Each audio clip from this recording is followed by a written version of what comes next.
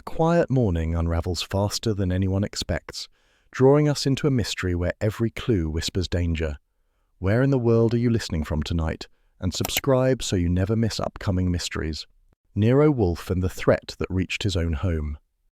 The night had the uneasy stillness of a man waiting to confess something unpleasant, and I was the only soul in the brownstone awake enough to hear it breathe. Wolfe had retreated upstairs to the plant rooms hours earlier, leaving me alone in the office with a stack of notes, a half-finished report, and the subtle but accusing tick of the wall clock reminding me that it was nearly midnight. I'd just stretched my legs and considered whether the universe would allow me a ginger ale without rebuke when the telephone rang with a quick, clipped stutter, like someone was trying to whisper through metal. I snagged the receiver before the second ring could wake the orchids. North 35th Street, I said, giving the number Wolfe insists is preferable to anything resembling a greeting. A breath answered, thin, shaky, and close. Tell Mr. Wolfe it's already inside your home. That was a novel way to open a conversation. My grip tightened as I straightened. Lady, if you're selling insurance, you're too late because our policy doesn't cover melodrama. Name, please. No name. No time. Her voice trembled. The page. He'll kill for the page. The signature. Don't let him touch it. Don't let him... A sudden distortion swallowed her words like the line was being strangled. Then the call died, leaving nothing but my reflection in the darkened window and a receiver buzzing like an irritated fly. I replaced it slowly, scanning the office. Wolfe's desk sat solid and unbothered. The globe glimmered quietly in its corner, and the safe remained as discreet as a maiden aunt. The front door was locked, my doing, and the silence weighed heavy enough to feel like someone else was listening to it. I stepped into the hall. Fritz stood at the dining room doorway polishing a spoon, because Fritz doesn't know how to leave a spoon alone after 10 p.m. His eyebrows lifted in polite question. I shook my head. No, nothing to rearrange, just a wrong number from the crypt. He gave me a sympathetic ach and returned to finishing whatever post-dinner ritual Swiss destiny had assigned him. The elevator hummed softly. Wolfe was descending, earlier than expected. Orchid hours ended at 11, but he generally stayed until the last bloom had received the full benefit of his disapproval. As the doors parted, he stepped out with the slow, deliberate dignity of a monarch who resented having to acknowledge gravity. You are perturbed, he observed, noticing the angle of my shoulders the way a hawk notices a mouse pretending not to be a mouse. I'm entertained, I corrected him. Perturbed is what you get when Fritz runs out of trout. I just received an anonymous phone call telling me something has already broken into our humble home. His brows compressed.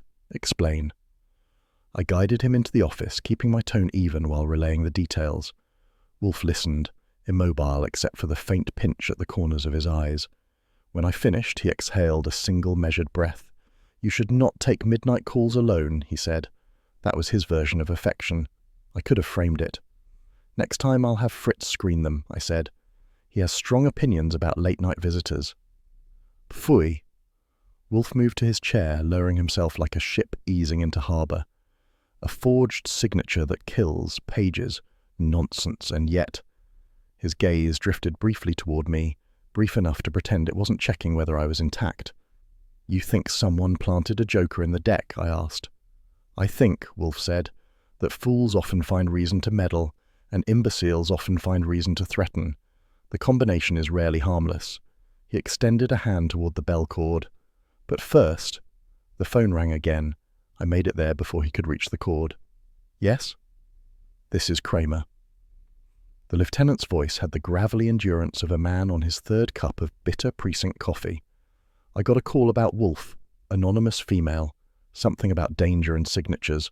Ring any bells? I paused. Wolfe raised an eyebrow. It tolls a few, I said. You planning to send the cavalry? Don't get cute, Goodwin. I'm calling because I expect cooperation. Tell Wolfe to sit tight until I sort out whether someone's making threats or just pulling stunts in the literary district. We're sitting, I said. Wolfe's practically rooted. Kramer growled low, but not angry. Just tired. All right. Keep your doors locked. If anything else comes through, I want to hear it first. And tell Wolfe I'm not in the mood for theatrics. I'll let him know you retired from drama, I said, then ended the call. Must you? Wolfe said, sighing. Yes, I said. It keeps me young." He folded his hands over his stomach, looking like a disgruntled Buddha. "Kramer receives warnings about me. You receive warnings about me. Someone fears my involvement before I have even been engaged. That implies foreknowledge." "It also implies we're popular," I said. "We should start selling tickets." Wolfe's glare suggested that if anyone would be gouging customers, he would set the prices. I shifted, letting my eyes travel across the room. What exactly could be in our home, besides Fritz's feelings about undercooked lamb? "A person," Wolfe said, "or a device, or a misconception. Regardless, the phrasing indicates intrusion." "So we search?" "Certainly not."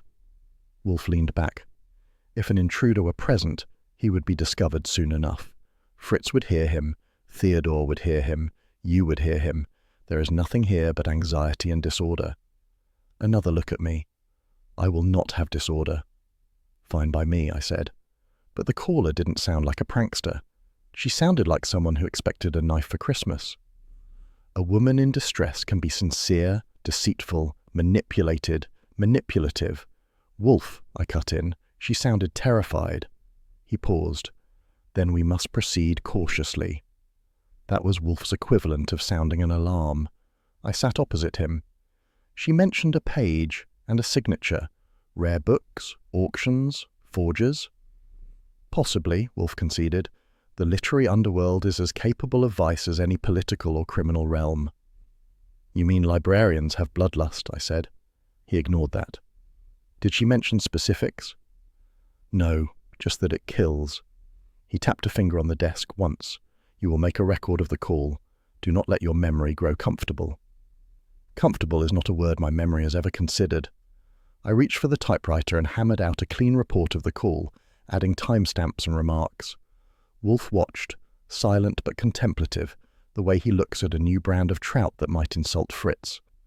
When I finished, I set the page before him. He read it twice, his lips tightening at the word inside. Then he surprised me. "Archie, I do not wish for you to answer further calls tonight." "Well, unless you plan to do it yourself." "I will indulge your levity," Wolfe said curtly, "but I will not risk your safety for the sake of banter." There it was. Wolfe had many moods, irritable, forbidding, gluttonous, self-assured, but the rarest was concerned. I tried not to grin. "If someone's in the house, they're being polite about it. I haven't tripped over anyone." "Nevertheless," he pressed the bell cord. "Fritz." Fritz appeared a moment later, hands folded with the solemnity of a man attending a diplomatic summit over soufflé. "Yes, sir?"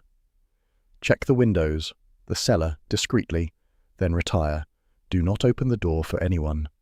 Fritz nodded and glided away. If I ever move to Switzerland, it'll be because they train men like that. Wolfe turned the office dimmer down another notch. "We will treat this seriously, but until evidence presents itself, we will not allow a phantom to dictate our behavior." "A phantom with good vocabulary," I said. "Educated diction. That may be the most dangerous kind." The clock ticked, loud in the hush. "What now?" I asked. Wolfe breathed deeply, closing his eyes. "Now, nothing. We wait. If a threat has entered this house, it will reveal itself. Should the police wish to posture, we will accommodate them in the morning. For now." His eyelids opened, heavy but sharp. "I will not be threatened in my own home." "Fair enough," I said. "And I won't be either." He nodded once, a tiny gesture, but it held the weight of something that felt suspiciously like loyalty. I turned out the office light. The darkness folded in, quiet and thick. Somewhere deep in the brownstone, a floorboard spoke, not loudly, not urgently, but enough to remind me that our anonymous caller might not have been exaggerating. Wolfe didn't move. "Archie," he murmured, "lock the door." I did. The night listened. The morning started with the self-important silence of a house that had survived a strange night and wanted credit for it. I had barely slipped into a fresh shirt and combed the wrinkles out of my face when the front bell buzzed with the stiff determination of someone who expected the world to answer on the first try. Fritz, being Fritz, was nowhere near the door. He was in the kitchen arranging breakfast plates with the solemnity of a cathedral service. So the responsibility fell to me, as it usually does, to greet whoever believed 9:05 was a perfectly civilized hour to bother Nero Wolfe. What I found on the stoop was a woman wrapped in a veil dense enough to suggest she feared recognition, sunlight, or both. Her posture had that peculiar mixture of strength and collapse that belongs to people who've spent the night rehearsing a lie they hope not to tell.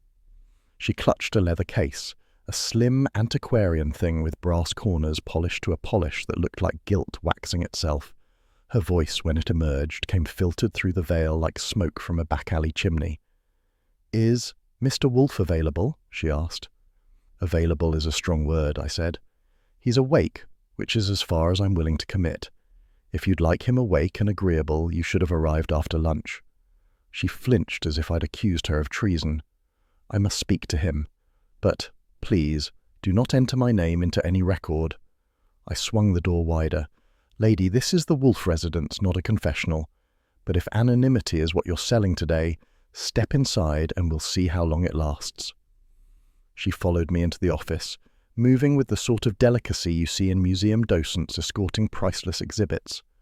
Wolfe, having finished his orchid hours, was already positioned behind his desk, monumental and displeased, his fingers forming a steeple sturdy enough to hold up a cathedral.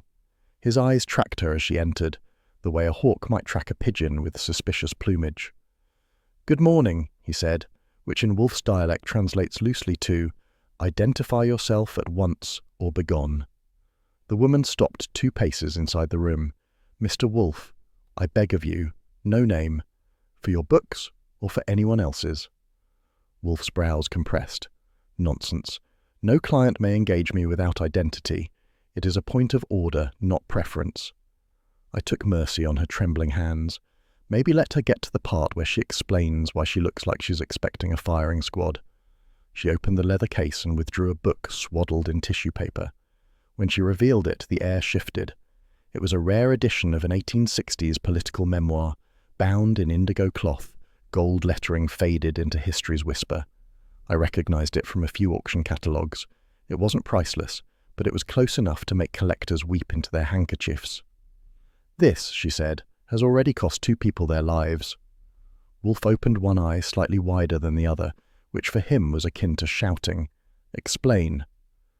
"The book is unsigned, but there is a rumour, an obsession in certain circles, that a fragment exists. A single page, with a signature worth a fortune. I believe someone is killing collectors to find it. A forged signature that kills." Her voice cracked on the last word, landing hard in the carpet between us. I stepped closer. "And where do you fit in this bibliophilic bloodbath?" She turned the book toward Wolfe, revealing that one page, somewhere in the middle, had been removed with the precision of a surgeon cutting out gilt. "Mine is missing a page, and everyone who ever owned this particular volume before me is dead." A nice bright red herring flashed through my mind, that she herself had removed the page and now wanted Wolfe to help her chase ghosts. I filed it mentally under things to poke at when the mood strikes. Wolfe frowned. "Your story requires corroboration. You have proof these collectors were murdered." She hesitated. "I have a list." She produced a folded paper. Each name belonged to someone who held this edition.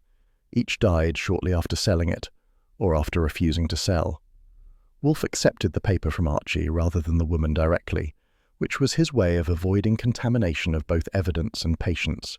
He scanned the names slowly, like weighing the sins of each one on an invisible scale. "Why," he asked, "should this concern me?" "Because," her fingers tightened on the book, "because the next person searching for that page knows I own this copy, and last night I received a message telling me to destroy the book, or die for keeping it." She looked at me when she said it, not at Wolfe, and that got Wolfe's attention faster than a cold dinner. He sat up straighter. "Archie, what manner of message?" "A note slipped under my door," she said. "Typed, no signature." Wolfe's scowl deepened. "You encountered a threat and came here. Why?" "Because you are Nero Wolfe, and because the police will dismiss this as coincidence. But collectors know better. There is a pattern. Someone is searching for that missing page, and they will kill again." Wolfe opened his desk drawer, withdrew the client ledger, and set it before him. "Your name?" She froze. "I can't." "Then this interview concludes," Wolfe said. "Archie, show her out." I stepped forward. She panicked. "Wait, please." She reached into the case again and withdrew a small envelope sealed with the embossed crest of the Manhattan Literary Society, a serpent curled around an open book.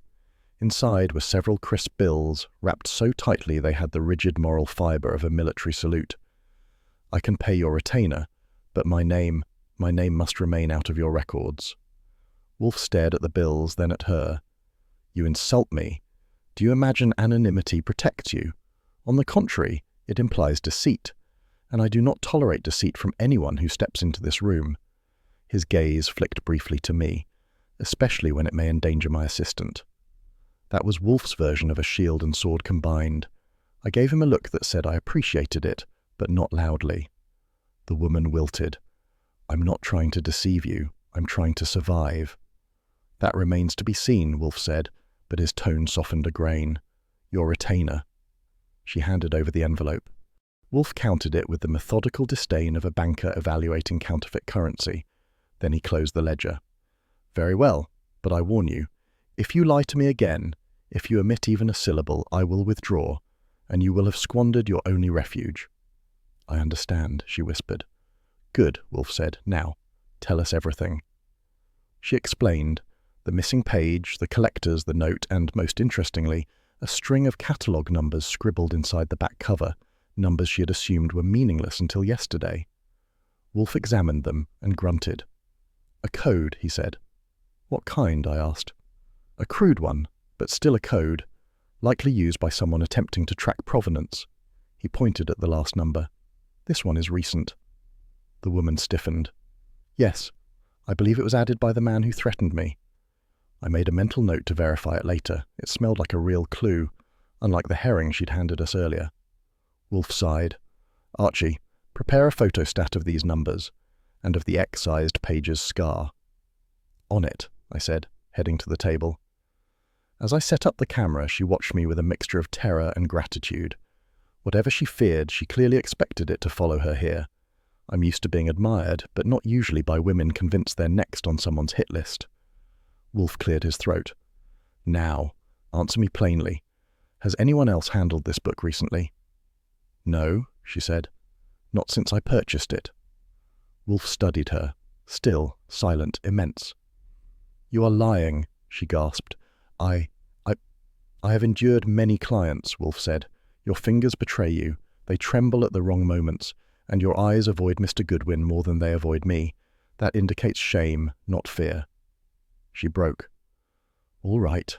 Someone handled it. Someone I trusted. Someone who may now be in danger." "Who?" Wolfe demanded. She hesitated. Wolfe reached for the bell cord. "Archie, escort her out." "No," she cried. "It was someone from the Literary Society. A man who said he could appraise it. I didn't know. I didn't know he would mark it. I didn't know he would follow me." Wolfe released the cord. "Name." She swallowed hard. "I cannot." "You must." Her breath shook. "Not yet." Wolfe leaned back, displeased but calculating. "Archie, note the omission." "Noted," I said, in bold red ink. Wolfe closed his eyes. "Very well. Sit. Compose yourself. We will proceed. But remember, another lie, and I am done." She nodded, trembling, and the office, ordinarily the safest room in Manhattan, suddenly felt a degree smaller. We had our client, we had our book, and we had a missing page that might get us all killed. I closed my notebook quietly. The case had begun. The morning sunlight had that cheap, overconfident swagger Manhattan specializes in, bright enough to pretend the city was clean, and early enough to fool tourists into believing it might stay that way. I wasn't buying it, not after a night of anonymous threats, veiled clients, and Wolfe giving me the kind of paternal glare he insists isn't paternal. By 10:30 I was headed downtown to the antiquarian bookstore our mysterious client had mentioned, the kind of place where dust is considered an heirloom, and the proprietor's eyebrows usually have their own zip code. The walk from the cab to the shop door took all of 6 steps, but in those 6 steps the neighborhood gave me a full tour. A bakery with a line of people pretending the cinnamon rolls weren't overpriced, a watch repair shop run by a man who looked like he could disassemble the moon if given the right screwdriver, and finally, Squeezed between them like a guilty secret was Kaufmann's rare and retired books. The sign hung crooked, which didn't mean much in Manhattan, but the door being open a sliver, that meant plenty. I pushed it gently. It creaked like it wanted to warn someone. Inside was chaos dressed as literature. Shelves had been tipped like drunken soldiers. Piles of books lay on the floor in poses that would have given librarians nightmares. Glass glittered across the carpet, and the air smelled like old ink mixed with a hint of copper, an aroma I prefer only in pennies, not in crime scenes. I took one step in and froze. Behind the counter, half hidden by a mound of fallen books, lay Mr. Kaufmann.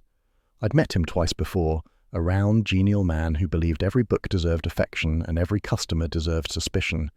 Now he lay on his side, eyes open, face slack and chest unmoving. There was no doubt about it. Kaufmann was dead. I circled wide, making sure my shoes didn't touch anything that looked like evidence, conscience, or paperwork. Wolfe would have flayed me alive if I so much as nudged a scrap out of place. I craned my neck for a closer look. One of Kaufmann's hands was clenched around a scrap of paper, white and stiff. The other hand lay limp, palm up, as if surrendering to the universe. I didn't touch a thing, not even the obvious clue. Instead, I crossed to the phone near the register and dialed Kramer's direct line. "This had better be good, Goodwin," he growled, answering like the world owed him sleep and never paid up. "Lieutenant, I'm standing in Kaufmann's rare books," I said. "The proprietor is dead. Murder, by the looks of it." A pause, a heavy one. "And you didn't touch anything?" "Not unless you count breathing the same air, which I regret on multiple levels." "All right," he said, clipped. "Stay put. Stebbins and I are 2 minutes out." "Tell Stebbins I'll try not to rearrange the furniture before he arrives. He loves giving notes." He hung up because that's Kramer's version of goodbye. While waiting, I scanned the room with my eyes only. A toppled ladder lay sprawled like it had fainted from fright. Several rare editions, ones I recognized from auction catalogues, were scattered across the floor as if whoever did this had searched frantically for something. And if our client was to be believed, I knew exactly what that something was. A missing page with a forged signature capable of driving bibliophiles to violence. A red herring floated by in the back of my mind.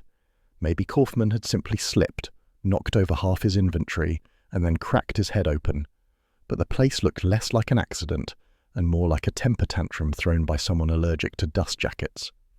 At exactly 10:52, the bell above the door jangled with the subtlety of a prison break. Kramer entered first, cigar jammed in his jaw, coat unbuttoned, tie loose, and hair in a mood to file grievances. Stebbins followed, a broad, blunt bulldog of a man whose expression implied he considered smiling an act of treason. Kramer took one sweeping look around. "Hell," he muttered, "hell and sawdust." "Technically paper and ink," I said, "but sawdust has the better ring." He shot me a look that landed somewhere between irritation and reluctant fondness. "What happened?" "Walked in like this. Door was ajar. Kaufmann was already dead."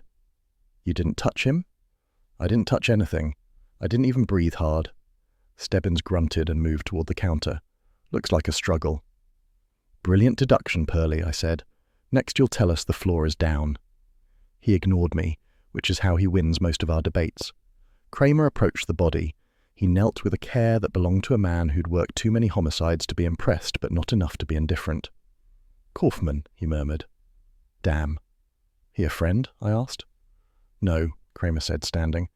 "But he wasn't the kind of man who should die in a dump like this." That was as close to poetry as Kramer gets. Stebbins approached with a gloved hand. "Lieutenant, something in his fist." Kramer nodded. "Archie, stand back." "Standing," I said, swaying even if it helps. Stebbins pried open Kaufmann's fingers and extracted the scrap. It was small, rectangular, torn on one edge, and yellowed with age. Even from where I stood, I recognized the texture. Kramer held it up. "What do you see?" "A torn page," I said. "From an antique book." "From which book?" I hesitated. Not long, but long enough for Kramer to notice. "We're working a case involving a rare memoir. Our client owns a copy, missing a page. This looks like it might be missing from the same edition." "You're sure?" "Certain enough to bet Wolfe's beer on it," I said. And that's sacred ground. Kramer pocketed the fragment in an evidence envelope. And what the hell does Nero Wolfe have to do with this? No rancour in that tone, I said. You're slipping. He ignored me. Is Wolfe involved? Not yet, I said. But he probably will be. Our anonymous caller from last night mentioned pages and signatures. She also warned someone was already inside Wolfe's home. Kramer stopped cold. Inside his home? Well, so she claimed. And unless Fritz has taken up harbouring fugitives, she was probably exaggerating. Kramer's face hardened. Why didn't you call me earlier? I did, last night. You could have elaborated. You didn't ask. He growled softly, but it wasn't personal. Fine. So we have a dead bookseller, a missing page, and a client who won't use her name. Anything else you're holding back? No, I said. This is the full circus. Stebbins returned from inspecting the back room. Lieutenant, rear doors intact, no forced entry. Whoever did this came through the front. So Kaufman let them in, Kramer said. Means he knew them. Or thought he did, I added. Kramer sighed and rubbed the bridge of his nose. This is going to be a damn mess. The DA wants clean cases right now. The mayor wants good headlines. And the press, I cut in. Speaking of press, Lon Cohen from the Gazette has been sniffing around. Our mystery woman left a trail that's starting to smell. Great, Kramer said. Exactly what I need. Book murders. I shrugged. You could call them literary tragedies. He shot me a dry look. Goodwin, if you use that line with the press, I'll have you arrested for puns. Stebbins barked a laugh. Just one, which for him is a standing ovation. Kramer turned serious. All right. Here's how this plays. You tell Wolfe he stays out of the way unless I call for him. No theatrics, no grandstanding, no fancy speeches, understood? Wolfe doesn't grandstand, I said. He pontificates. Entirely different. Kramer pointed a thick finger at me. You tell him. I will. He drew a breath. And Goodwin? Yes? You did the right thing calling this in. He said it quietly, like admitting it cost him lunch. That was the Kramer version of a handshake and a slice of pie. Well, I said, I try not to commit felonies before noon. He pocketed the envelope with the torn scrap. Stebbins, secure the scene, get photographs, and make sure we check the client list. Someone bought something here recently. Stebbins nodded. Kramer started toward the door, then paused. Tell Wolfe I'll expect a report. And Goodwin, take care. Whoever did this was desperate. I nodded. Desperate people and I have a complicated history. He grunted and stepped outside. Stebbins followed, glancing back once with an expression halfway between suspicion and gratitude. When the door shut behind them, I looked around the ruined shop. Books strewn, shelves shattered, the air thick with ink, dust and death. The scrap of memoir page had been clasped in Kaufman's final grasp, like a message he wanted delivered. Well, message received. I adjusted my hat, stepped carefully around the debris, and pulled the door closed behind me. The case was getting bloodier, and we were only on page 3. By the time noon elbowed its way into the brownstone, the headlines had already decided Nero Wolfe was the mastermind behind every unsolved murder since Cain learned to swing a rock. The first belligerent phone call came from a stranger asking whether Wolfe charged extra for intellectual homicide. The second call was from a woman who claimed to be a clairvoyant and offered to cleanse our shelves of accursed volumes. I told her Fritz handled all cleansing services and hung up. But the third call, well, that one carried the distinct tone of a man who had read the papers with a grimace instead of breakfast. Lon Cohen didn't bother with small talk. Archie, what the hell is going on over there? Beautiful day for journalism, Lon. Clear skies, slanted truths, your industry must feel right at home. Don't get cute, he snapped. The morning edition is running with this rare book murder angle, and someone, somewhere, whispered Wolfe's name. Now every desk jockey from here to Albany wants a quote, a statement, a denial, anything. That's simple, I said. We deny everything. The Gazette isn't dragging Wolfe into this, Lon shot back. But the Herald, the Express, they're hinting he's involved, and if public opinion turns, the DA will start acting like the law has allergies. Relax. Wolfe is allergic to very few things, and idiots top the list. He'll survive. Lon sighed. I'm telling you because I like you. Fix it before it gets worse. I promised nothing. which satisfied him enough to hang up. I put down the phone and looked over at Wolfe, who sat at his desk, as motionless as a courthouse statue that had been offended by its own pedestal. His eyebrows ascended a full quarter-inch, Olympic-level outrage. "I presume," he said, "that nonsense was directed at me." "It was delivered to the house," I said. "Which is close enough." Wolfe inhaled slowly. "Public opinion is a swamp, and I despise swamps." "That's mutual," I said. "But we'll need waders if this storm keeps brewing." "Phooey," he leaned back. "The press is a contagion, but they are not the threat at hand. Tell that to the editorials painting you as Macbeth with a library card." His eyes narrowed. "It is insufferable." Before he could achieve full volcanic pressure, the phone rang again, the private line, which only a handful of people knew. Wolfe stared at it like the thing had personally insulted the orchids. I answered. "Goodwin." Kramer's voice came through, low and gravelly, but missing the usual percussion. "I need a word with Wolfe." "Hold on." I covered the receiver. "It's Kramer." Wolfe extended a hand, palm up. "Give it here." I passed him the phone like it was a loaded weapon.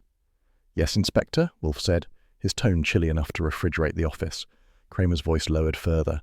I couldn't hear every word, but I caught fragments. DA, pressure, subpoena, public reaction, another death. Wolfe's jaw tightened. "You warn me," he said. "I acknowledge your candor." More murmuring from Kramer. No shouting, no bluster, just fatigue. Professional fatigue. "I have not obstructed your investigation," Wolfe replied. "Nor will I. But I will not suffer intimidation from the district attorney, the press, or the fancies of a reactionary public." He paused. "Yes, Inspector. If another death occurs, he may issue his subpoena. I will comply, grudgingly." Kramer said something curt but respectful. Wolfe responded, "I appreciate your courtesy. Good day, Inspector." He placed the receiver down with surgical precision. "Well?" I asked. "He is concerned," Wolfe said, "and therefore so am I. The district attorney is restless, the press is irresponsible, the public is credulous, a trifecta of idiocy." "That's Manhattan," I said. "Add pigeons and you've listed all 4 seasons." He leveled a stare at me. "Archie, retrieve the woman." "Our client?" "Yes, immediately. I will have her clarify the political nature of the danger she alluded to. If the memoir entails a scandal that could incite further bloodshed, I require the truth in full." "And if she doesn't give it?" "Then she is dismissed," Wolfe said crisply, "and we will withdraw." A beat. "Her evasions may jeopardize you." There it was again, Wolfe's protectiveness disguised as professional rigidity. I didn't point it out. He would have considered that bad manners. I grabbed my coat. "Be back before lunch."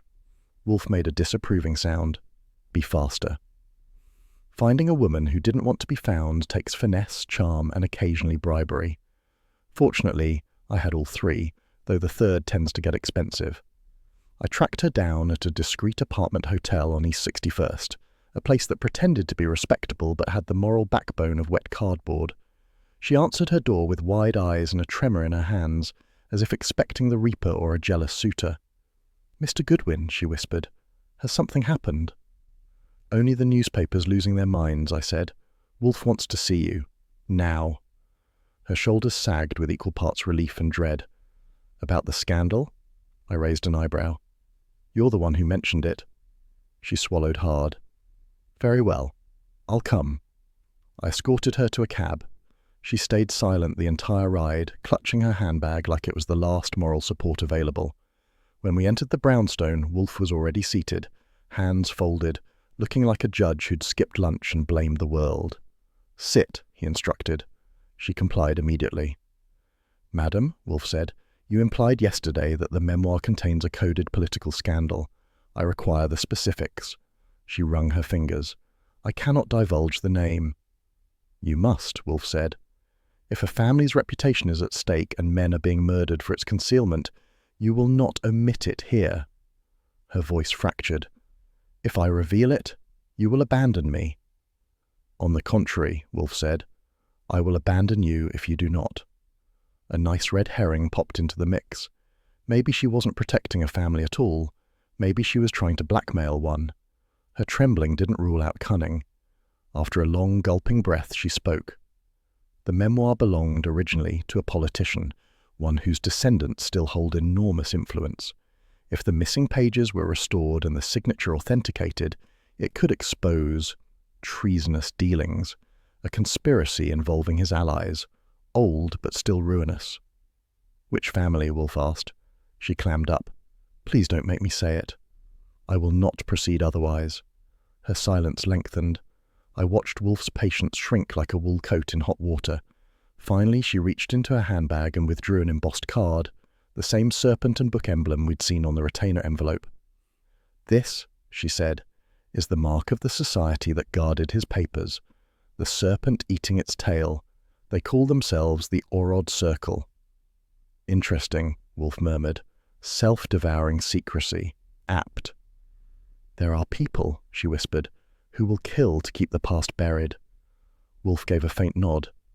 "And some will kill to exhume it." She looked from Wolfe to me, then back. "I swear, I am telling the truth now." "You omitted the family name," Wolfe said. "That is not permissible." "I cannot," she cried. "If they thought I had even come here—" Wolfe slammed his palm lightly on the desk, enough to make the lamp twitch. "Madam, you hired me. You insisted on anonymity. You concealed facts that may now bear directly upon the deaths of 2 men. If you wish my service, you will stop trifling with the truth." She collapsed into the chair, shaking. I stepped forward. "Look, if you're worried about Wolfe blabbing, don't. He hates conversation almost as much as he hates leaving the house." "Archie," Wolfe said sharply. "Yes, sir?" "Less levity." His eyes softened for half a second, though not entirely eliminated. I grinned. "Noted." She took a breath. "All right. The memoir belonged to Senator Halberd Wynne. His descendants control the Wynne Foundation, the Wynne Trust, and several political appointments. If the memoir's missing page contains the incriminating signature they say it does, reputations could crumble," Wolfe finished. "Yes." "And you did not disclose this earlier," Wolfe said, "because you feared the Wynnes." "Yes." He leaned back. "Archie, record this." I moved to the typewriter and began hammering keys. Wolfe pressed on. "Now, the bookplate you showed yesterday. Where did you obtain it?" "It was inside the cover," she said, fumbling. "I removed it once I realized what it marked. The serpent eating its tail. I didn't want anyone identifying the book's original owners." "Foolish," Wolfe said, "but enlightening." He extended a hand. "Give it to me." She trembled, then produced the bookplate, a thick rectangle of parchment, embossed, old enough to smell of basements and secrets. Wolfe examined it with disdainful delicacy. "This society," he said, "the Orod Circle, they are invested in concealment, meaning they may kill to retrieve the page, or kill to hide it." Her voice hitched. "I thought I could outrun them." "No one outruns a serpent that dines on itself," Wolfe said dryly. I typed notes rapidly, the keys clacking like a tap dance of doom. Suddenly Wolfe's eyes snapped toward the phone. It rang. I lifted the receiver. "Goodwin." A cold voice whispered, "Tell your fat genius, you should have stayed silent." Then a click. I turned to Wolfe. Another anonymous poet. His lips pressed into a single line. "Archie, lock the door." I did so, the bolt sliding home with a sound that promised trouble. The woman trembled violently. Wolfe drew a breath and closed his eyes. Then he spoke a single sentence, calm and ironclad. "Archie, we are in the open now." I sat back, spine tingling. The hunt, political, literary, and lethal, had come to us, and Wolfe would not tolerate being hunted. The penthouse had the kind of view that made you forget the street 14 floors below was full of honking taxis and people who stole newspapers from stoops. Sunlight spilled through tall windows like it had paid rent, glinting off glass decanters on a marble sideboard.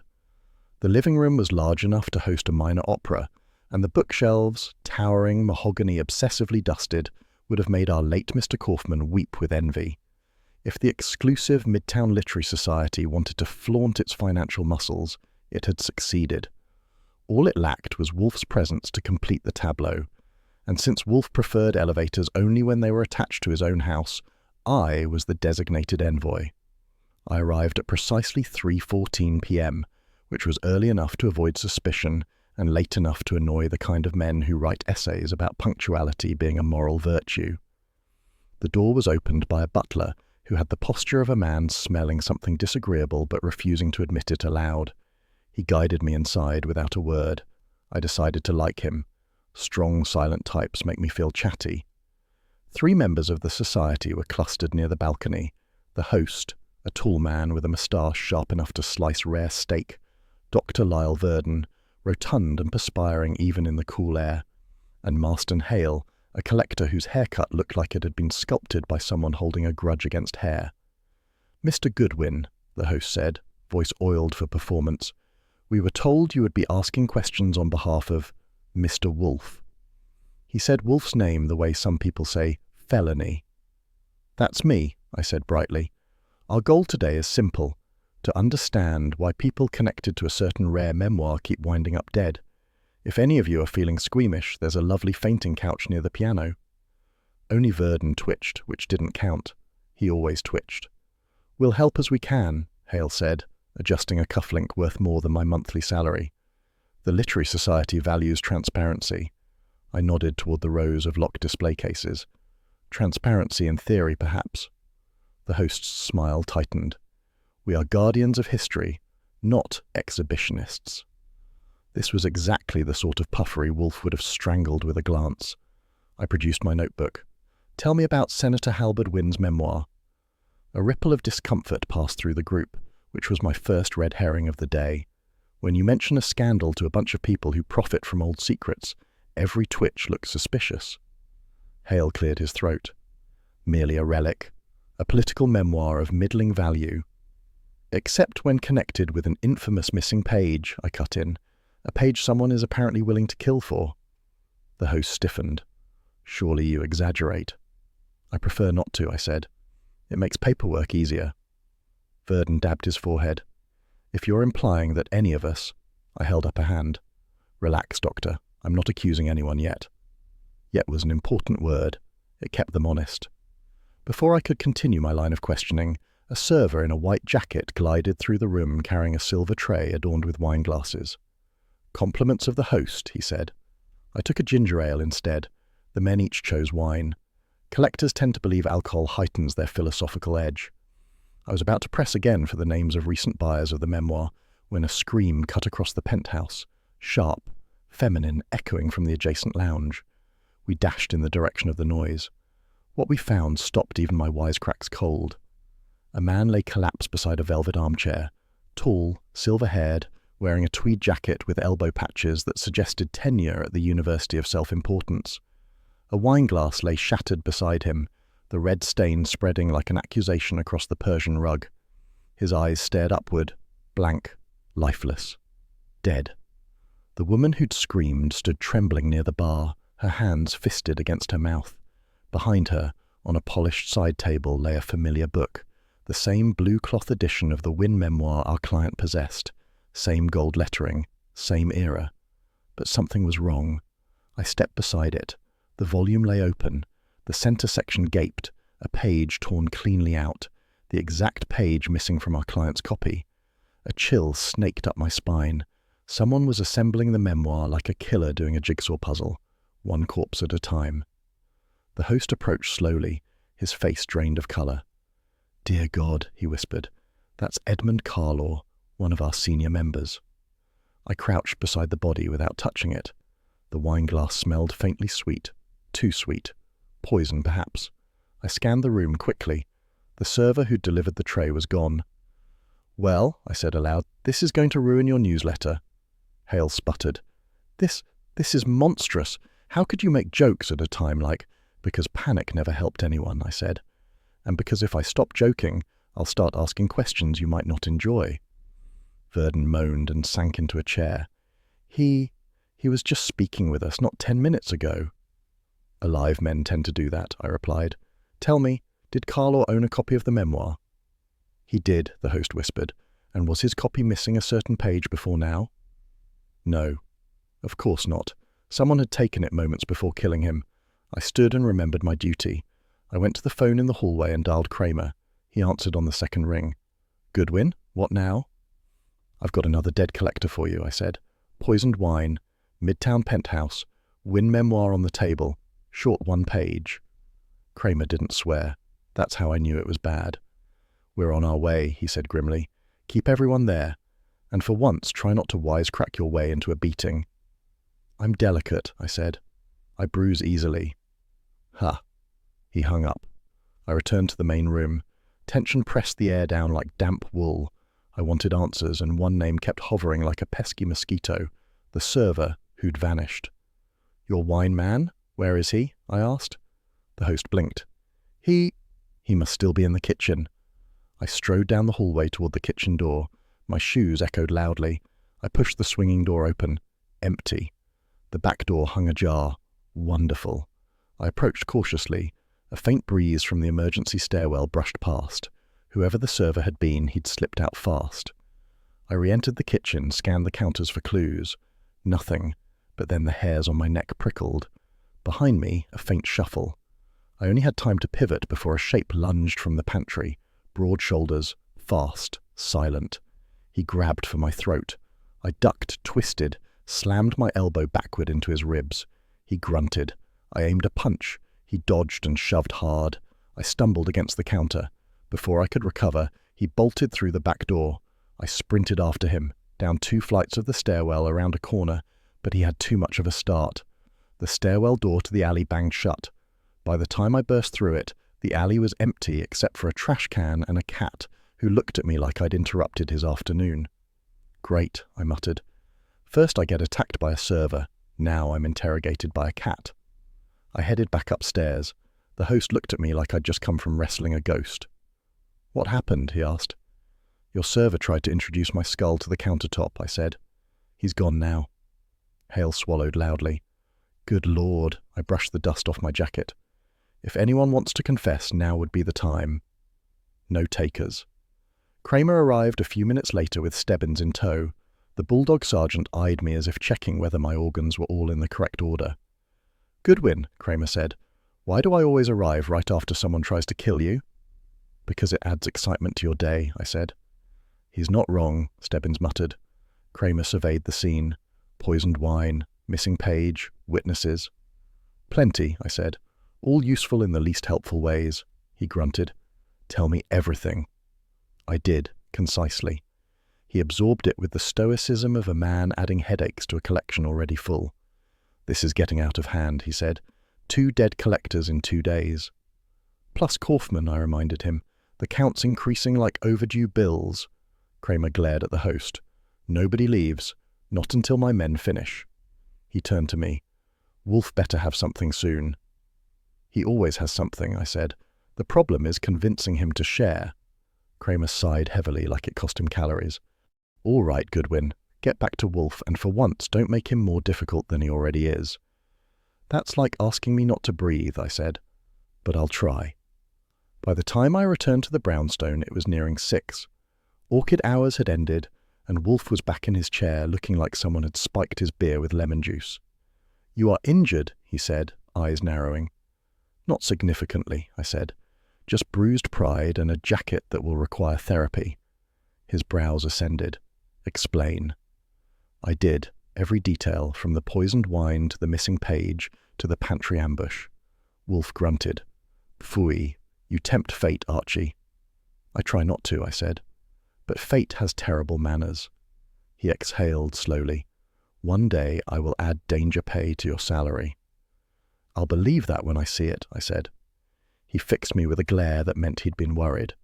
You will be cautious, and you will not confront assailants alone again. Noted. He leaned back. A second death, a missing page. The memoir is being reassembled. Yes, I said. And the killer is getting faster. Wolfe closed his eyes and said with chilling calm, The serpent tightens. The kind of apartment Saul Panzer led me to that evening gave Cramped a whole new job description. If the place had been 1 inch narrower, the walls would have needed an introduction to pass each other. The hallway smelled like varnish, turpentine, and the kind of guilt that only artists and counterfeiters cultivate with devotion. When Saul stopped at the door marked 4B, he He gave me a sideways glance under that eternally unimpressed flat cap of his. "He's inside," Saul said.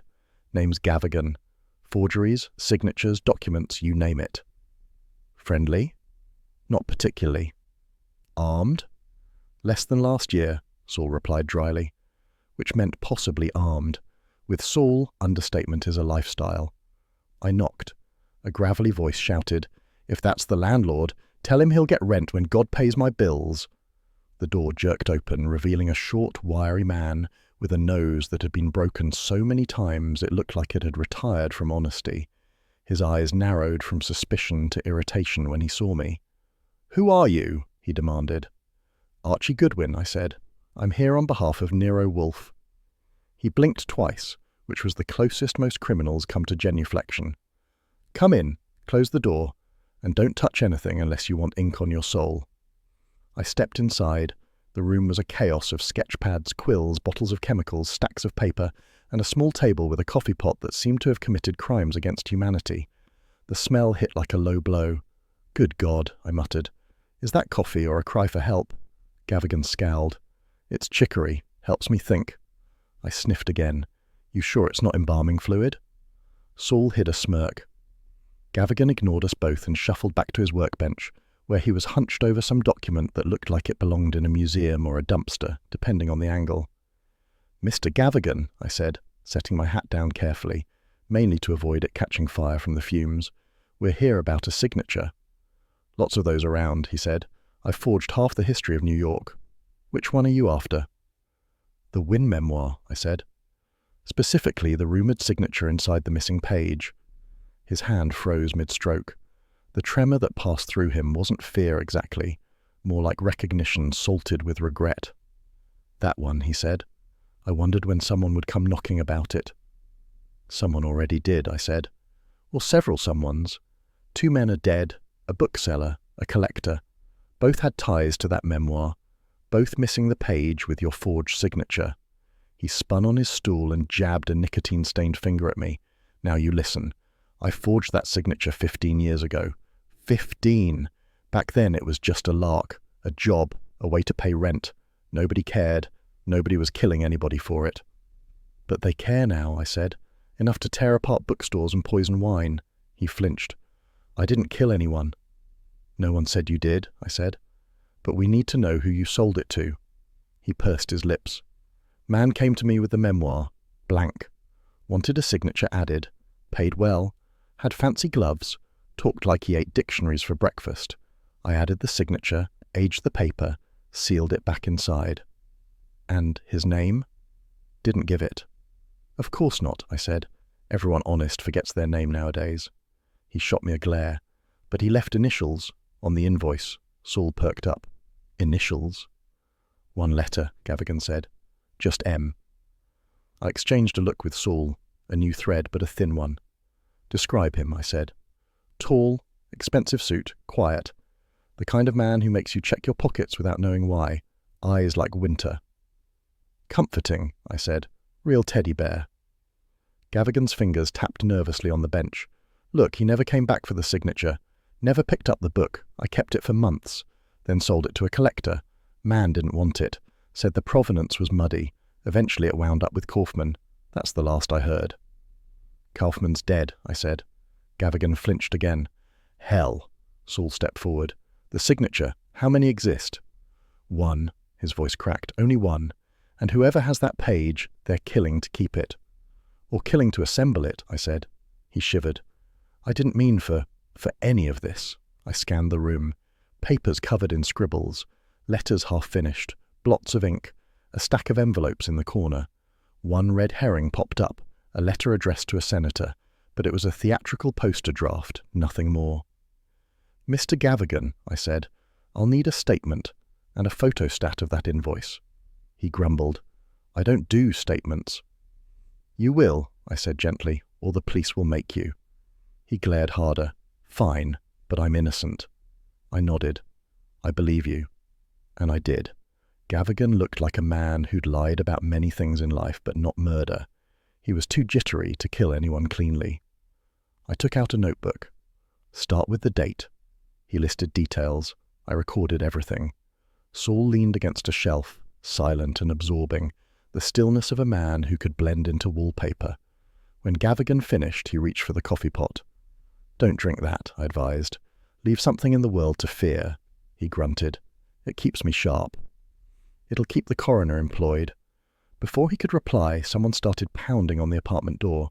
Heavy fists, rhythmic, police fists. Gavigan went pale. "I didn't do it, I swear." "It's fine," I said. "Relax. It's likely Stebbins." The pounding continued. "Open up! Police!" Saul opened the door. Stebbins barged in with all the subtlety of a battering ram dressed as a man. "You Goodwin?" he asked, though he knew damned well who I was. "No," I said. "This is my stunt double." He growled but didn't bite. "Lieutenant wants confirmation. This guy had nothing to do with Kaufman's murder." I gestured at Gavigan. "Go ahead, ask him. He's been too busy poisoning himself with chicory to poison anyone else." Stebbins questioned him. The alibi. Gavigan had been at a supply shop across town during the murder, seen by plenty of people. Stebbins nodded, satisfied. "All right," Stebbins said grudgingly. "He checks out."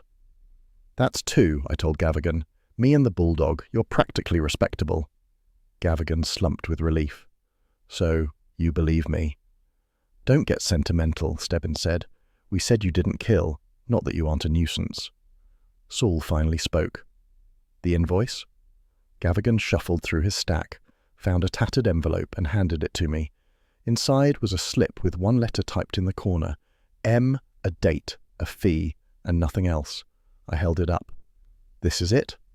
"That's it," Gavigan said. "The man wanted no paper trail." "Well," I said, "he succeeded. This is shorter than a politician's conscience." Stebbins examined it. "We'll send it to the lab, maybe get a typewriter match." "Good luck," I said. "Half the city uses this font." Saul nudged me. "Time." "Right. Wolfe would be waiting, dinner at 8. His schedule was a cathedral, unchangeable and sacred." Gavigan sagged onto his stool. "What happens now?" "You stay alive," I said. "Preferably by drinking less coffee." He snorted. "Good luck with that." We left the apartment. The hallway felt wider after that cramped room, like stepping out of a confession booth. On the street, I turned to Saul. M tall, cold voice, expensive suit. "Lots of men in New York fit that," Saul said, "but I'll find the one that fits this." "I know you will," I said. Saul nodded and vanished into the evening, swallowed by the crowd. I hailed a cab. Wolfe would want everything. My notes, the invoice, my suspicions, my wisecracks, if he could tolerate them. Back at the brownstone, Fritz answered the door, not because he was the one who knocked, but because he'd heard me coming up the steps and believed the universe owed him the courtesy of greeting me in person. "Dinner soon," he said. "Mr. Wolfe is impatient." "That's new," I muttered. I entered the office. Wolfe looked up, eyes narrowing as he assessed whether I was in one piece. "Well?" he asked. I handed him the invoice. "False lead. Forger's clean." But he gave us a letter. M. Wolfe grunted. "A feeble clue." "It's all we have for now. Also, his coffee tried to kill me." "That," Wolfe said, "would be a most ignominious demise." "You're telling me," he leaned back. "Sit, report." I did, every word, every twitch, every hint, every red herring. When I finished, Wolfe closed his eyes. "The circle tightens," he said softly. I nodded. "And we're in the middle of it." His lips pursed. Then, "Archie, under no circumstances are you to interview another hostile suspect alone." "Of course," I said, "unless necessary." "Archie!" "Fine, fine. No heroics." He exhaled, irritation laced with concern. Fritz appeared with the dinner tray, a ritual closure, and a long night ahead. There are certain sounds that announce important company: the polished tap of a judge's gavel, the rustle of a banker's ledger, the whisper of a woman in trouble. But the sound that came at precisely 3:41 the next afternoon was none of those. It was the firm, sensible knock of Inspector Kramer, a knock that didn't ask permission so much as negotiate with the air. What made it noteworthy wasn't the knock itself, but the fact that Wolfe had allowed it to happen at all. Courtesy, in our house, is rarer than a snowstorm in July. I opened the door to find Kramer standing there with the expression of a man trying not to think about his blood pressure. His coat was buttoned, his hat tugged low, and his cigar clenched between his teeth like it was personally responsible for the bad week he was having. "Goodwin," he said, "is Wolfe in?" "Unless he's taken up jogging as a secret hobby," I said. "He should be right where I left him." Kramer grunted and stepped past me. I led him into the office where Wolfe sat at his desk like a king receiving a baron he didn't particularly like but needed for political reasons. Wolfe didn't rise, he never does, but he did incline his head a full half-inch. In our world, that's affection. "Inspector," Wolfe said smoothly, "please sit." Kramer lowered himself into the red chair, exhaling heavily. "I don't have time for theatrics, Wolfe. The city's in a frenzy. The mayor wants progress, the papers want blood, and my captain wants to blame something." Wolfe sniffed. "Blame is often more convenient than understanding." "Yeah? Well, convenience runs the city budget." He jabbed a thumb toward the case notes on my desk. 2 dead collectors, 1 dead bookseller, all in possession of copies of this damned memoir. The press is calling it the Wynne Manuscript Murders. I'm getting calls from every windbag politician within 50 miles. Archie narrating comment, "Kramer calling someone else a windbag was the day the universe folded in on itself." Wolfe interlaced his fingers. "You are here for answers." "I'm here," Kramer said sharply, "because you may be sitting on them." Wolfe's eyes dropped to half-mast. "Archie, beer." "Too early," I said, "barely after 3. "I am not requesting beer for myself, confound it," Wolfe snapped. "It is for the inspector. His agitation will otherwise derail this conversation." Kramer barked a short, begrudging laugh. "I'll take a glass." I fetched one. Fritz had wisely chilled several earlier, and set it beside him. He took a swallow and exhaled like a man briefly visiting paradise before returning to purgatory. "All right," he said. "You told me earlier you had deductions. Let's hear them." Wolfe straightened slightly. "Inspector, the 3 victims share not merely copies of the same edition, but individual sections of the original memoir. Each copy's missing page is unique to that volume. When reassembled, I believe they form a connected revelation, one politically hazardous." Kramer frowned. "You're telling me someone tore this memoir apart decades ago and handed out the pages like candy?" "Not candy," Wolfe said. "Security, compartmentalization. The serpent bookplate indicates a secretive society. They likely divided the memoir to dilute its power." I added, "And someone is trying to put it back together." Wolfe nodded. "Exactly." Kramer tapped his cigar against the ashtray. "And you have names?" "No," Wolfe said firmly. "Only conjecture, and conjecture is not to be shared with the police." Kramer bristled. "Wolfe?" Wolfe held up a finger. "If I give you a name now, you may take action prematurely. A premature arrest, wrongly placed, could provoke more killings." Kramer leaned back. "I don't like it." "You are not obligated to," Wolfe replied, "but it is the truth." I couldn't resist tossing in, "These 2 perform irritation like actors doing Shakespeare. Act 3, sarcasm meets authority." Kramer shot me a look. "Pipe down, Goodwin." Wolfe sighed. "Archie, restrain yourself." "For once," I said, "I'll consider it." Kramer rubbed his forehead. "Look, Wolfe, I'm up to my neck in pressure. The mayor wants arrests, the DA wants suspects, my boss wants this solved yesterday, and the press wants your head on a platter." "A platter," Wolfe echoed distastefully. "How barbaric." Kramer leaned forward.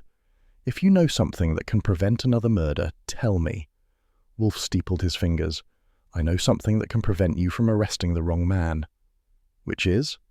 "A detail about our client," Wolfe said. Kramer's eyebrows jumped. "What detail?" Wolfe looked at me.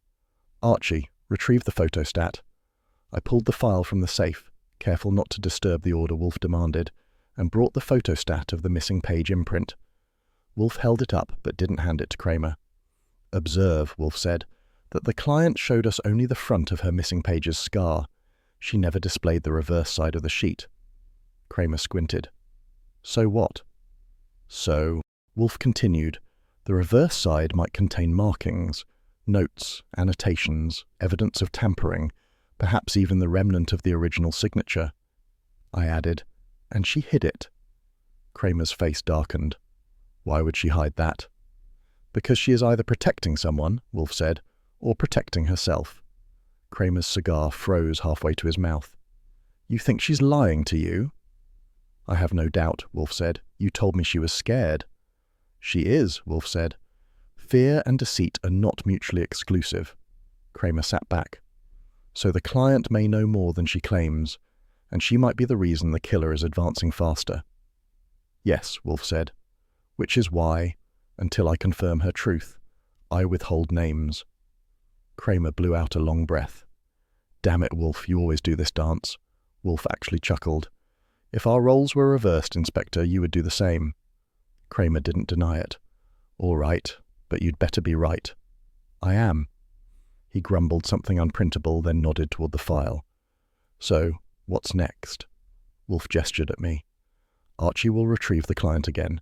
We will demand the reverse side of her missing page. Every mark, every stain, every clue. And if she refuses? Kramer asked. Wolfe's eyes hardened. Then she is no longer my client, and she becomes yours. Well, I said, that'll cheer her up. Kramer ignored me. Wolfe, listen carefully. If another man dies, the DA will pull you in. I can't protect you from that. Wolfe's voice was iron. I neither expect nor desire protection. I desire space to think. Allow me that, and I will give you your murderer. The words hung in the air, thick with promise. Kramer rose. All right, Wolfe, I'll give you room, but not for long. Wolfe nodded. Reasonable. Kramer put on his hat. One more thing. Don't make me regret cooperating. I'm extending you respect because you've earned it. Wolfe actually inclined his head. Thank you, Inspector. Kramer reached the door, then stopped. Goodwin. Yes? Stay alert. This case has teeth. When don't they? I said. He grunted, approval disguised as irritation, and marched out. As soon as the door closed, Wolfe let out a very quiet breath. If you didn't know him, you'd think it was irritation. I knew better. It was concern. You handled that nicely, I said. Archie. Yes? This situation is escalating faster than is tolerable. You don't say, he glared. Do not be flippant. That's like telling a rooster not to crow. He closed his eyes. We must press the client. The reverse side of that page. She concealed it. What do you think's on it? I asked. Possibly nothing. Possibly the motive for all 3 murders. That narrows it down, I said. He ignored me. Fetch her. Tonight. Tonight, I repeated. Before or after dinner? Wolfe scowled. After dinner. I will not conduct interviews on an empty stomach. Of course, I said. Your priorities are unimpeachable. He gave me a look that, in any other man, would have been affection. Then, Archie, be careful. Which, coming from Wolfe, is a declaration of devotion. I headed for the door. The hunt was picking up speed, and the truth was curled somewhere inside a missing page, with a serpent coiled around it. By the time our client returned to the brownstone that evening, even the air seemed nervous. It may have been the way she rang the bell. One quick tap, then a frantic second burst, as if she expected the murderer to snatch her off the stoop between knocks. I opened the door to find her standing stiff as a lamppost, gloved hands clutching a handbag with the devotion of a lifeline. Her veil was drawn closer than before, and underneath it her eyes darted like she was trying to memorize every shadow. "Mr. Goodwin," she whispered, I came as you requested." "I didn't request," I said. "Mr. Wolfe did. I'm just the doorman with personality." I stepped aside. "Come in." She moved past me like someone afraid the hallway might collapse behind her. I led her to the office. Wolfe, thunderous and immovable behind his desk, looked up as she entered. He didn't rise. He wouldn't for royalty, but he did give her a curt nod. "You kept us waiting," Wolfe said. His voice was calm, but carried a weight that could crush dishonesty. "My apologies, Mr. Wolfe," she murmured, voice quavering. I wasn't sure if I should return." Wolfe grunted. "And yet, you did. A sensible decision, given the stakes." I closed the door and took my usual seat. The client remained standing, trembling slightly. Wolfe eyed her. "Sit." She obeyed instantly. That alone told me we were near something big. People obey Wolfe, yes, but the speed with which she followed orders meant fear, deep, festering, and old. Wolfe began. "You will give us the truth now, entirely. No omissions." She swallowed. "I told you the truth." "No," Wolfe said. "You told me a version. and versions are the mother of calamity. I leaned back. You've been dancing around details since your first visit, and I'm no Fred Astaire, but even I can see when someone's performing steps that don't match the music. She flinched. I didn't mean to deceive you. Wolfe barked. Phooey. Meaning is irrelevant. Results are what matter. Silence swelled. Then a crack, tiny but unmistakable, in her composure. She raised a shaking hand to her veil. Mr. Wolfe, Mr. Goodwin, I'm in danger, but I'm not the only one. My family, she faltered. Your family, Wolfe echoed. Ah, at last, we inched toward candor. She inhaled sharply. You must understand, my father was Senator Halberd Wynne. The air in the office seemed to freeze. Even the oak panelling reconsidered its purpose. Wolfe's eyes narrowed. The author of the memoir. She nodded. Yes, disgraced, ruined. He died before he could publish the book. It was safer that way. You didn't mention this, I said. I couldn't, she whispered. If I had, you might have refused to take the case. Refuse, I said. Lady, we're knee-deep in dead collectors, poisoned wine, and forged signatures. Refusal left the station 3 murders ago. A flicker of a smile crossed her face, small, exhausted. Then it died. My father's memoir was more than political reflections. It contained records, letters, and one revelation so explosive it would have destroyed not just him, but an entire dynasty of power brokers. Wolfe tightened his lips. And the missing pages contain this revelation. Yes. Wolfe leaned forward an inch, a significant distance in his universe. And each of the victims possessed one of these pages. Yes, she said. They were men my father trusted. He hid the memoir by dividing it. Each page containing dangerous information was given to someone sworn to protect it. Wolfe closed his eyes briefly. A futile strategy, I added, especially when someone decides to collect the whole set.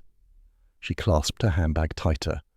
Whoever is doing this wants the truth out, or wants power, or wants blackmail material. I don't know. Well, I said brightly, you know more than you admitted before. That's progress. She looked at me sharply. Mr. Goodwin, I wasn't lying for selfish reasons. People rarely do, I said, but they still do it. She exhaled. The truth is, I didn't want anyone to know who I am. My father's name is still poisonous in political circles. If it became public that I brought this memoir to you— Public, I cut in. Lady, the public is busy thinking Wolfe committed the murders. Your reputation is safe behind his. Wolfe shot me an unimpressed sideways glare. Archie. Yes, sir? Do be less flippant. No guarantees, I said.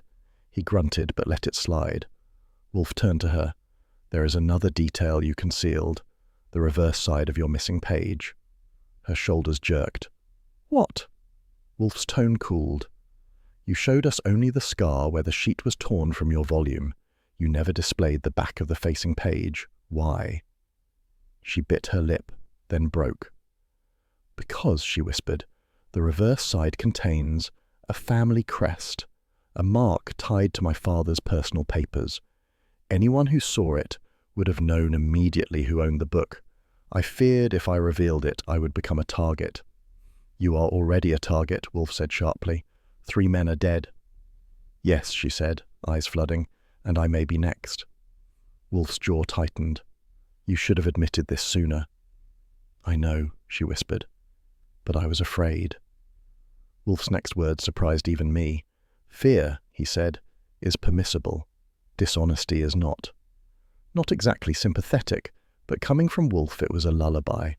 I leaned forward. You said earlier you recognized the serpent bookplate. How? She hesitated, then answered with a trembling voice. Because it hung in my childhood home. That rattled Wolfe, not visibly, but enough that he reached for his beer early. I whistled softly. Your father belonged to that literary society? My father founded it, she said. The Ouroboros Circle, a private club of scholars who trafficked in suppressed histories. He created it as a refuge for dangerous truths. And now someone, I said, decided to use those truths as weapons. She nodded miserably. Yes. Wolfe steepled his hands. Your father's secret. Was it criminal? No, she said quickly. It was disgraceful, but not illegal. A scandal would have destroyed powerful men, but not sent them to prison. Political, Wolfe murmured. Asinine. She dropped her gaze. You understand now why I hid? I do, Wolfe said, but hiding no longer serves you. She swallowed. Will you still help me? Wolfe hesitated. It lasted only a moment, but it was enough to make the room hold its breath. Then he spoke. Yes, but you will cooperate fully, and you will not lie to us again. She straightened. I won't. Good, Wolfe said, because your secrecy nearly cost Mr. Goodwin his life. She gasped. The penthouse attack. Wolfe's voice lowered, rare, deadly calm. An assailant tried to bludgeon him in a stairwell. Had he been struck a fraction harder? I cleared my throat. Boss, I'm still in the room. Be silent, Archie. That was protectiveness in Wolfe language. I let him have it. Our client covered her mouth. I'm so sorry. I never meant... Intentional or not, Wolfe said, further omissions will not be tolerated. She nodded vigorously. I swear, no more secrets. Wolfe leaned back, closing the interrogation. Very well. Archie will escort you home, and keep watch. Watch, she echoed. I sighed. Apparently I'm moonlighting as your bodyguard. Her eyes widened. Is that safe? For you, I said. For me? Ask me again tomorrow. Wolfe rumbled. Archie? Yes, sir? Take precautions. Which was Wolfe's way of saying he'd noticed I still had a bruise from the pantry fight. Our client rose. Thank you, both of you. We haven't earned thanks yet, I said. Wolfe rang the bell cord. Fritz appeared like a dignified apparition. The lady requires her coat, Wolfe said. Fritz retrieved it. She slipped it on, shoulders still trembling. Wolfe's final command floated across the room like a gavel. Miss Wynne, your father's sins are not yours, but the consequences may be. Now go, and be ready. The serpent's circle is tightening. I opened the door for her. She stepped into the hall, pausing only to whisper, Please, don't let me die for my father's secrets. I followed her out, pulling on my hat. Behind me, Wolfe's voice echoed, Archie, be vigilant. A ritual closure, and a storm brewing. If there's one thing I've learned from working for Nero Wolfe, it's that the richest people in New York spend half their fortune convincing the rest of us they don't exist. So when Saul Panzer walked into the brownstone at 10:52 the next morning, with his coat dusted from travel and his expression absolutely unreadable, I knew he'd found our ghost. He's real, Saul said simply. Wolfe looked up from his Orchids logbook. The man behind the initial. M, Saul said. Marcus Vardane. Even I blinked at that one. Not the Vardane. Steal money, shipping money, political money? Saul nodded. Lives like a monk, collects like a dragon. His library is in a private wing of his penthouse behind 2 steel doors and a guard who looks like he eats bricks for breakfast. That's colourful, I said, even for you. Saul handed me a slip of paper. Vardane, 61st and York, private archive. Then, beneath it, underlined twice. He has pages, matching the ones from the memoir. Wolfe's grunt was practically seismic. Archie? Yes, sir. You will accompany Mr. Panzer. Saul added, We'll go under the guise of following up on a sale inquiry. Vardane buys anonymously. We can pretend the forger connected to us. I adjusted my tie, so I'm the decoy. You're always the decoy, Saul said in his mild, polite voice. Wolfe rumbled, Do not get trapped. I'll do my best not to embarrass you by dying, I said. Wolfe glared. That was as close as he came to saying he was worried. Vardane's building was the kind that hadn't been constructed so much as ordained. 40 stories of clean white stone and windows that reflected the East River like it belonged to him personally. The lobby alone could have doubled as a senator's waiting room. Thick rugs, gold elevator grills, and a concierge with a smile carved from marble. Saul handled the introductions. He always does subtle better than I do. We're expected, he said. The concierge checked the list, nodded, and pressed a discreet button. Mr. Vardane will receive you in his private archive. I leaned toward Saul. "Private archive," I whispered. "That's rich people language for place where crimes take naps." Saul didn't smile, but one corner of his mouth twitched. The elevator ride was smooth enough to make you forget gravity. At the 38th floor, the doors slid open to reveal a hallway lined with portraits, oil paintings of stern men with side-parted hair, an expression suggesting they'd lecture the wallpaper about discipline. A guard stood beside a reinforced door, tall, thick-necked, suit tailored around the muscles like it had given up halfway. "Names," he growled. "Panzer and Goodwin," Saul said. The guard pressed a buzzer. The steel door slid open. Inside, I stepped into a space that made the Baynecker Library look like a yard sale. A long room, solemnly lit, walls covered with glass cases containing manuscripts that could fund a small nation, illuminated folios, handwritten diaries, letters. And near the back wall, framed like portraits of royalty, a series of pages that made my stomach lurch. Recognizable pages, the Wynne memoir, torn edges matching the victims. Saul and I exchanged a microscopic glance. Bullseye. From the far corner, Marcus Vardane emerged, tall, silver-haired, wearing a charcoal suit with a precision that said his tailor feared him. His face was an older, colder version of a man accustomed to command. "Good morning, gentlemen." His voice was smooth, practiced, dangerous the way still water can be dangerous. "I understand you wish to discuss a manuscript." "Yes," Saul said pleasantly. "A matter involving a certain political memoir. We have reason to believe—" "I know why you're here," Vardane cut in. "Goodwin of Nero Wolfe, and Saul Panzer, the shadow who never leaves footprints." "Well," I said, "I hate to contradict a host, but I left 2 footprints in your lobby, unless the rug swallowed them." He didn't smile. "Humour is wasted here, Mr. Goodwin." "That's what Wolfe tells me, daily." Vardane moved toward the manuscript wall. "Observe. These pages have been kept safe from the world for decades." I followed him, acting like a curious civilian instead of a man cataloguing evidence with his eyes. "Safe," I repeated. Interesting word choice, especially when several owners weren't kept particularly safe. Vardane's jaw twitched. "Regrettable." "Dead," I corrected. 3 dead men make more than a regrettable pattern. He turned slowly. "Say what you came to say." Saul stepped in. "We know you are M, the buyer who commissioned the forged signature. You never collected it." Vardane nodded once. "I learnt the signature was counterfeit. I was displeased." "Well," I said, "the forger wasn't exactly delighted either." Vardane studied me with eyes that could have sliced through sheet metal. "What do you want?" Saul said. "The remaining pages." "No," Vardane replied. I raised a brow. "No?" "No," he repeated calmly, "because the truth contained in these sheets must never see daylight." Ah, there it was, the twist. "You're trying to suppress the scandal," I said. He didn't deny it. Saul said, "Your family is implicated." A flicker of fury crossed Vardane's eyes. "My great-grandfather financed Wynne's rise. He also financed his downfall. The memoir reveals not only Wynne's disgrace, but the corruption that enabled it. If all the pages are assembled, my family would be gutted publicly, my legacy destroyed." "Legacies come and go," I said. "Murder is more permanent." "I haven't murdered anyone," Vardane snapped. I shrugged. "Perhaps, but someone is doing it on your behalf, intentionally or not. Someone trying to complete your mission."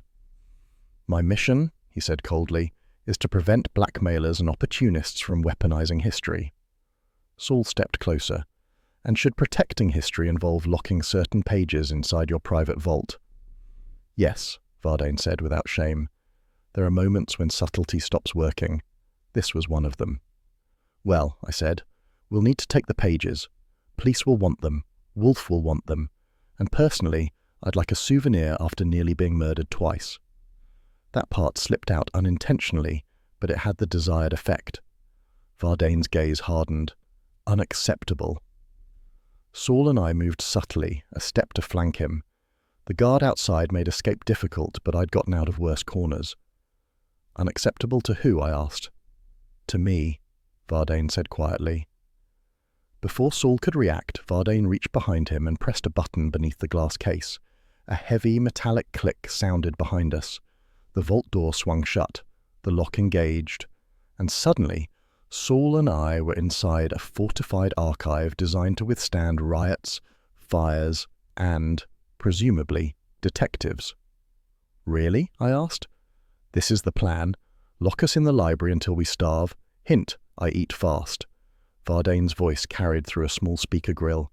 "You will remain there until I decide how to proceed. Perhaps until the police conclude their investigation. Perhaps longer." "That's kidnapping," I said. "This is preservation," Vardane replied. "Your deaths, should they occur later, will not be connected to me." "Comforting," I muttered. Saul was already inspecting the ventilation shafts. "There's an exit system," he murmured. "High-grade security, but not invincible." "Well, that's reassuring," I said, "because I left my dynamite pants at home." He ignored me. Normal. "Look there." He pointed to a small red panel with a grate beside it. "Emergency ventilation alarm. Triggering it might unlock the door automatically." "Might," I repeated. As in 50-50. I prefer better odds. Saul crouched and removed a screwdriver from some hidden dimension of his coat. "Hold the light." "I don't have a light." "You have a watch." He was right. I angled it just so. After a minute of tinkering, the grate popped loose. Saul said, "When you touch those two wires together, the system will think there's a fire in the duct. It should open the vault." "Should," I muttered, "is a fine word." I touched the wires. A shrill alarm filled the vault, shrieking loud enough to pierce bone. Lights flashed. The ventilation shutters slammed open. Then, blessedly, the vault door unlocked. Saul moved first. I followed, trying to keep one hand over my ear and one on my tie, which apparently had committed to strangling me. Vardane was nowhere in sight, likely retreating to avoid confrontation. "Coward," I muttered. We hurried toward the elevator. The guard was missing. Either he fled or he wasn't paid enough to deal with shrieking alarms and irate detectives. On the street, after minutes that felt like hours, the alarm finally silenced. Saul turned to me. "We need to tell Wolfe." I brushed dust from my suit. "We need to send him the cleaning bill too."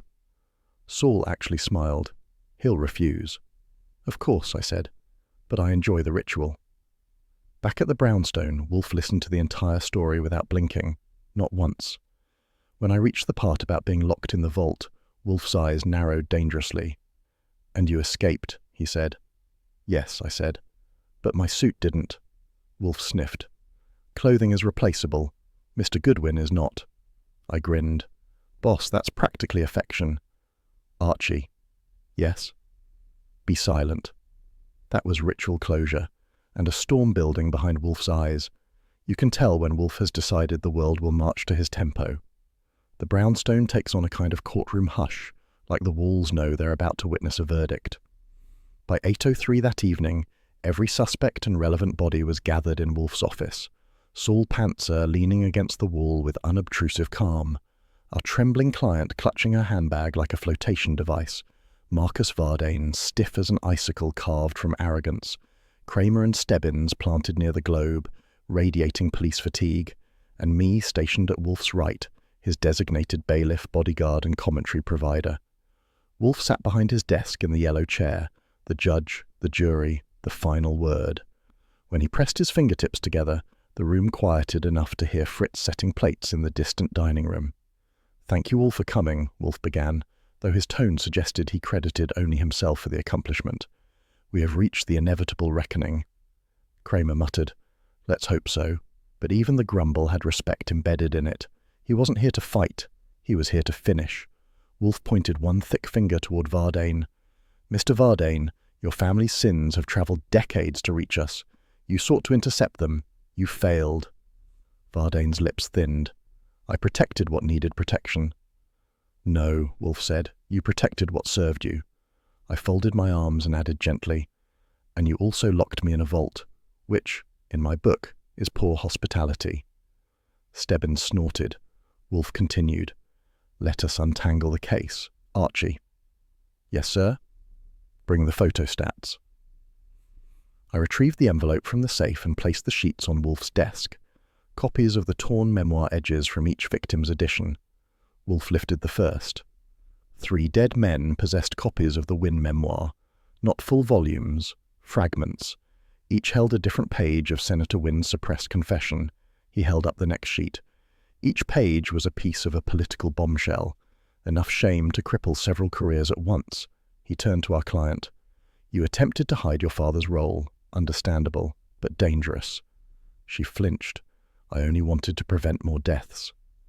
You cannot prevent what you provoke through omission, Wolfe said sharply. Your concealment delayed our deductions and exposed Mr. Goodwin to unnecessary jeopardy. I raised a finger. For the record, unnecessary jeopardy is my specialty. Archie, Wolfe said dryly, be still. I obeyed, mostly. Wolfe shifted his gaze back to the room. Now, to the killer. Vardane stiffened but didn't speak. Wolfe said, Mr. Vardane sought to suppress the scandal forever. Someone else, however, sought to weaponize it. Someone who knew the value of each page and followed the trail of their owners. Kramer stepped forward. Who? Wolfe exhaled. First, understand this. The killer is not the man who commissioned the forged signature. Vardane blinked. What? No, Wolfe said. You are guilty of obstruction, concealment, perhaps cowardice, but not murder. That stirred the room like wind through leaves. The client gasped. Then who? Wolfe closed his eyes briefly. The murderer was your father's former assistant. The room tensed. Wolfe opened his eyes. A woman whose voice we heard on the telephone. The terrified caller. Kramer frowned. You're saying she... Yes, Wolfe said. She killed them. Not to expose the scandal, but to complete it. She wanted the truth assembled, then sold. She approached each page owner under pretense of scholarship. When denied, she killed and retrieved the missing sheets. I added, and she called us because she panicked. When you play with political dynamite, sometimes you forget to check the fuse. Wolfe nodded. Her fear grew too large to manage alone. She hoped Mr. Goodwin and I would intervene while she gathered the remaining pages. Kramer scratched his forehead. Where is she now? Wolfe looked at Saul. Saul said simply, downstairs. Stebbins went rigid. What? Saul continued. She approached the house this afternoon, tried to slip a message under the door. I detained her. Kramer jerked his chin to Stebbins. Bring her up. Stebbins stormed out. A minute later, a frightened woman was ushered inside, mid-40s, plain dress, eyes swollen from panic. She looked at Wolfe. I didn't want more death. You wanted profit, Wolfe corrected. You wanted to reconstruct the memoir and sell it to the highest bidder. Her lips trembled. They wouldn't give me their pages. They hoarded them. And so you killed, Wolfe said. Vardane, pale with shock, turned away. The client covered her face. Kramer stepped in front of the woman. Is he right? She crumbled. Tears poured. Yes, but I didn't call to threaten you. I called because I didn't know what to do. I thought maybe Mr. Wolfe could stop everything before... You killed a bookseller, Kramer growled. You poisoned a collector. You stabbed another. And you came here for help? She sobbed again. I was desperate. Wolfe leaned back with finality. Inspector, the woman is yours. Kramer signaled Stebbins, who gripped her firmly. As they began escorting her out, Kramer paused. He looked back at Wolfe, and here came the rare moment, the kind that happens maybe once a decade, and only when the moon is the right color. Wolfe, Kramer said quietly, good work. Wolfe inclined his head. Thank you. No shouting, no cigar ash flung in indignation, just acknowledgement. Then they were gone. Kramer, Stebbins, and the killer who had tried to outrun her own terror. The office exhaled. Our client rose slowly. Mr. Wolfe, she whispered, I don't know how to thank you. You owe us no gratitude, Wolfe said, only honesty and caution. Your father's shadow reaches far. Tears welled again, but she managed a nod. I'll try. Archie will see you out, Wolfe said. I escorted her to the hall. When I returned, Wolfe was ringing the bell cord with satisfaction. Fritz appeared in the doorway. Yes, sir? Beer, Wolfe ordered. A large one. Fritz vanished. I took my seat. And now that justice is served, I think it's time to discuss my raise. Wolfe didn't look up from his desk. Fui, which, in Wolfe's language, is roughly the same as Not now, Archie, but I don't entirely dislike the idea. Beer arrived. Wolfe took his first sip with a grunt of contentment. Outside, Manhattan hummed with the noise of people who would never know how close they came to watching an old scandal explode again. Inside the brownstone, calm was restored, for now.